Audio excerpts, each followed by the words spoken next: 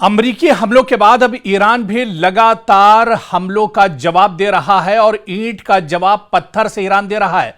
America पर दबाव में इजाफा हुआ है। अमेरिका पर लगातार दबाव बनता जा रहा है। जिस तरह से ईरान लगातार पलटवार कर रहा है, मशरिक़ वुस्ता एक बड़ी जंग के दहाने पर दरअसल इस वक्त पहुंच चुका है, क्योंकि मशरिक़ वुस्ता में जंग की आग बुझने के बजाय मजीद भड़कती दिखाई दे रही है। आप देखिए कि मशरिक़ वुस्ता में जहां पर इजराइल, अमेरिका और खासतौर से अमेरिका और ईरान के दरमियान यह लग रहा था कि जंग अब थम चुकी है और अब बातचीत की मेज पर आएंगे, बातचीत होगी। पाकिस्तान सालसी कर रहा था, बातचीत के रास्ते पर एक तरह से दोनों मुल्क आने के लिए तैयार थे, लेकिन एक बार फिर से जो भरोसा है वो अमेरिका ने तोड़ दिया। डोनाल्ड ट्रंप ने दरअसल वही किया जिससे ईरान डर रहा था, जो ईरान को खदशा था कि इन पर भरोसा नहीं किया जा सकता है, चाहे इजराइल हो, चाहे अमेरिका हो, चाहे इस तरह की दूसरी यूरोप के जो बड़ी ताकतें हैं, उन पर दरअसल भरोसा नहीं किया जा सकता है। और एक बार फिर से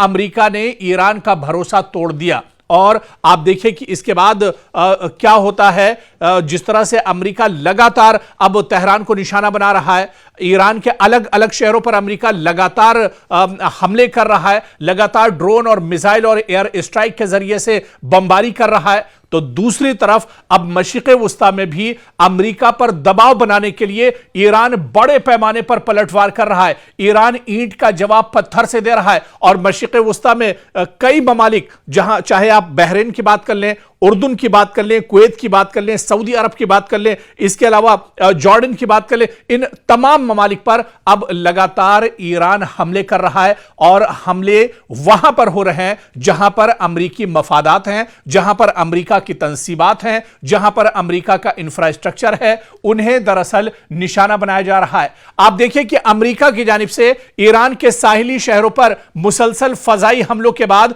अब ईरान ने भी जवाबी कार्रवाई का अपना जो दायरा है वो वसी कर दिया है। अब ईरान भी लगातार दायरे से बाहर निकलकर हमले कर रहा है। और इत्तलात के मुताबिक जो इस वक्त बड़ी खबर आ रही है, आपको बता दें कि ईरान ने कुवैत, बहरीन और उर्दून में मौजूद अमेरिकी मफादात और फौजी तंसीबात को निशाना बनाया है, जबकि तेहरान का दावा है कि उसने अमेरिकी बहरिया के 5th फ्लीट यानी यूएस 5th फ्लीट के कमांड सेंटर को भी नुकसान पहुंचाया है। यह अमेरिका के लिए बहुत बड़ा झटका है, पेंटागन को बहुत बड़ा इससे नुकसान पहुंचा है। जिस तरह से तेहरान ने खुद दावा किया है कि उसने अमेरिकी बहरिया के 5th फ्लीट यानी यूएस 5th फ्लीट के कमांड सेंटर को ही नेस्तो नाबूद कर दिया है।